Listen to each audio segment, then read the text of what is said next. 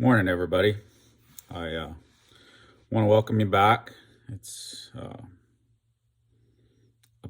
pleasure to do this with you, and I cannot tell you how much it means to me that you guys watch these videos. I have a bit of a confession to make. It's as I review kind of things going on. Sometimes it's harder to make these videos because I don't get as many likes, and I get stuck on that. And a lot of times, I don't know, maybe we need to fill our cup, whatever, and I lose maybe that sight, that focus, that center. So I apologize, but it's a new month and I'm a few days into it, and I'm trying to get through some of these different things, a lot of these lessons. This one today comes from Victorious Christian Living called Salt, and kind of my interpretation of it. And when I first went through this course, my wife and I were having trouble, and we went through it. And the first time I went through it, she's like, "Oh, I can't wait to do it again." I'm like, "What do you mean? You got the book. I mean, do it again." But I went with her the second time, and I did it again and again and again and again, I realized how I needed that. Like, time would go by, and I'm kind of doing them monthly a little more for you guys. But time would go by in a week, and I was like, man, I'm right back to where I was, or whatever the message was I needed. And that filled my cup. And so yesterday, I've been the last few days cramming a bunch of riding in on a lot of different horses because it's supposed to rain for several days, torrential rain. And I look at California and see how much rain they're getting. So I thought, I'm going to hurry up and ride. And then my daughter's in volleyball, so that takes up some time. And little by little, I'm like, wow, it's been like a week, and where did my center go again? I lost my center again. And I have been doing some other devotionals and stuff, but just not to the full extent. So I'm going to do it short, and we'll kind of maybe, again, as normal, do it over a few days. But today, we'll talk about loving others.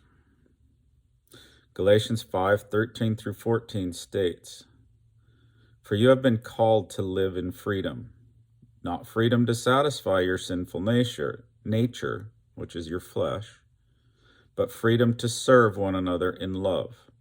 For the whole law can be summed up in this one commandment: love your neighbor as yourself." And love's a weird one because, I talk about this a lot, the power of words, and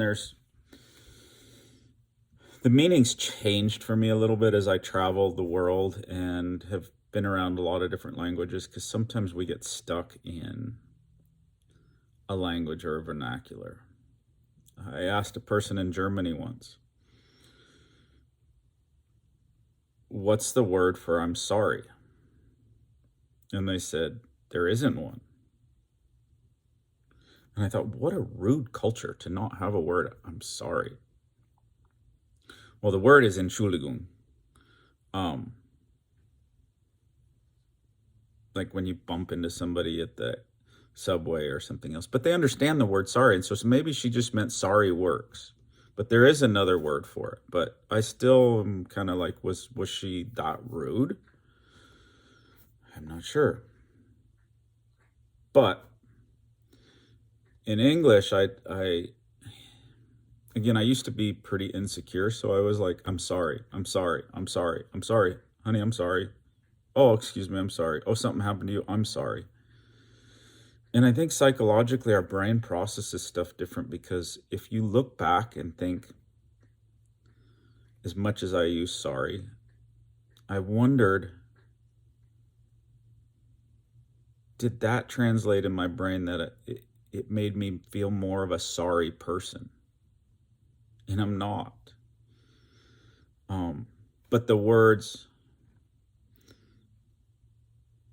I was wrong. Please forgive me. Would you forgive me? That leaves power back to them. We talked about forgiveness.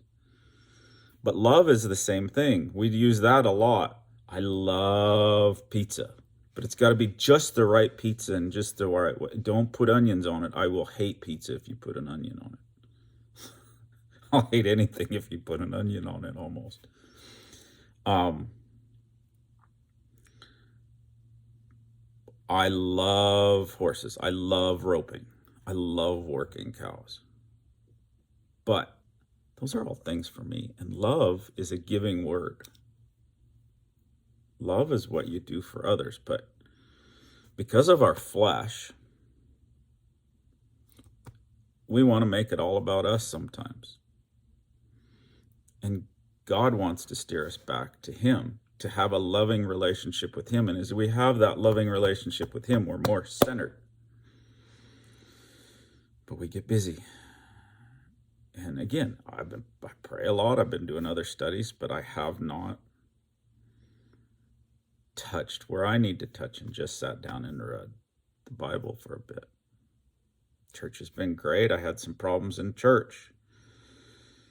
Just things hit home wrong, and I have to process them. Some things on the internet hit home wrong, and I had to process it. I had to pray about it, do some research. It's just me. I have to figure out why. Why are people this way? Why am I this way? Why are others this way? Was it the divorce and my dad's constant selfish behavior? He'd buy me a gift so he could use it. Was it him belittling me and making fun and joking until it hurt? And sometimes we process these things that it becomes love. And I have to watch that because I have a lot of that. And it's fun for a little bit until it's too much. And we talked about forgiveness, and we've talked about those that we need to forgive. And then since that, there's other people wrong all the time. It's a cruel world. And it's just, my daughter sometimes has some body imaging things. She suffered from some anorexia things, and some kids can just be crueler than anybody. I remember when I was a kid and the things that people would do, and they probably didn't mean wrong, is just to have fun and yeah, take a joke sometimes, but sometimes it just hits home and we forget that.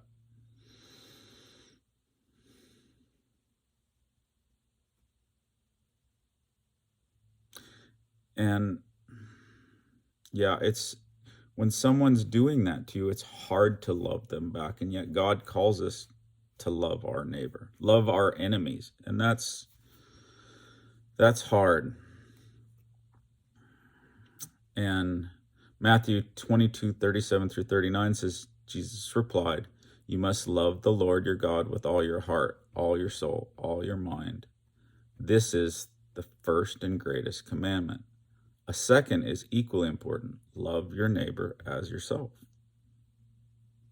Yeah, and that's easy when your neighbor's good, but what about when your neighbor's yelling at you about your dogs?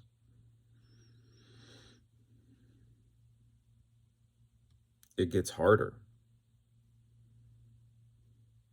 And we forget sometimes that God has the power to rule the universe, not just the planet, and the fact that our planet's in the perfect place, that it doesn't freeze, it doesn't burn up, it doesn't spin off, that with gravity we're able to stay on, that there is a sense, we don't just float away. It really is such an amazing plan that everything out there has a purpose, and we haven't figured out half of the earth yet, and we keep changing our plans and our minds. And yeah, believe the science, but the science keeps changing because we don't quite have all the data. And my question is, do you love God or do you compete with Him?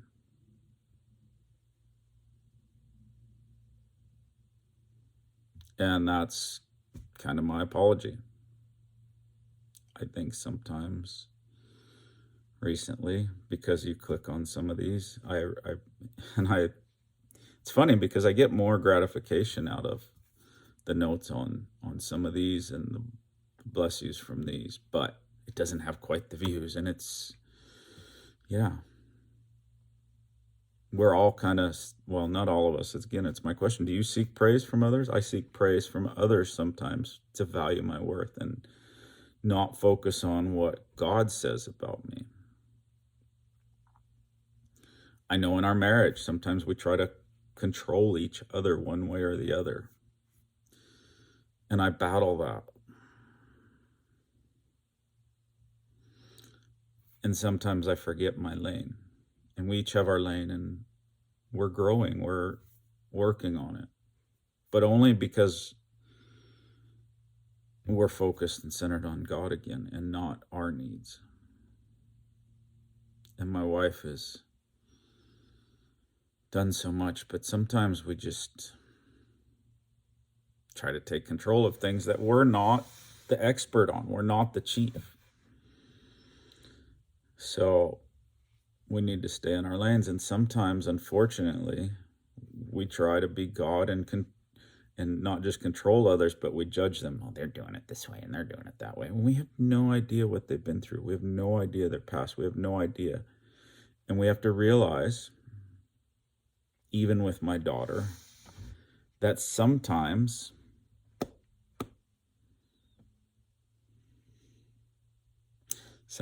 they have to go through it to find God.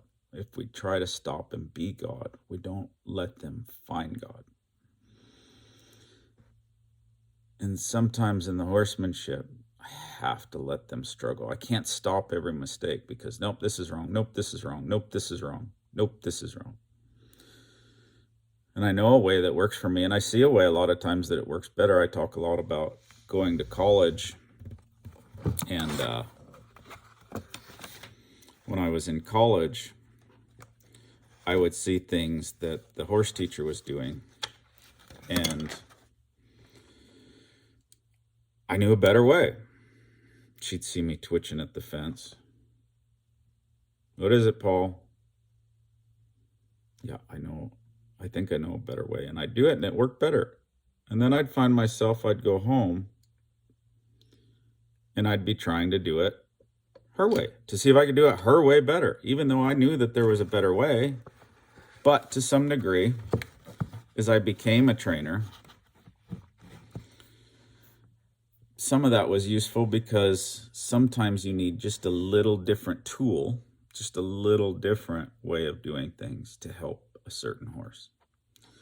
So some of that's good, but sometimes it's like, man, my friend Ray used to say, if there was an easy line and a short line, easy line was short, or a hard line and the hard line was long, I'd wait in line for the hard line. Why do we have to make it so difficult? Isaiah 43:10 says, I alone am God. There is no other God. There never has been, and there never will be. That's the NLT translation. And yet, again, sometimes we try to step on his toes and help others, rather than just being there and showing God's love to others and steering them back to him. Again, a lot of times I see people in their horsemanship and their walk in life, and I try to step in. And we all have to make those mistakes, and you don't want to make it so hard. It's really simple, simplistic at the end. Love the Lord your God with all your heart, and love your neighbors as yourself. But we step in. And sometimes we think love is taking over and doing it for them. And I have to allow them to learn. But like as I was saying, sometimes people beat themselves up so much because they're not getting it, and they're on the right path, and I can see it, and they're like, just tell me, just show me. And I'm like, I can, but it won't get you there. You have to go down your journey, but you have to believe in yourself too. People, they'll ask me to show them something, and I'll show them, and they'll do it, and it won't be the same. Well, why? Because you need the practice. because I did it thousands and thousands and thousands of times to get there. And you can't short track that. And even though you've done it thousands of times, sometimes it takes quite a few times with the horse for them to trust, to feel, to reach them. They might work a little bit out of obedience, but for them truly to trust, where it becomes more one. And that's what we're trying to become more one with God, and the horse is more one with us. So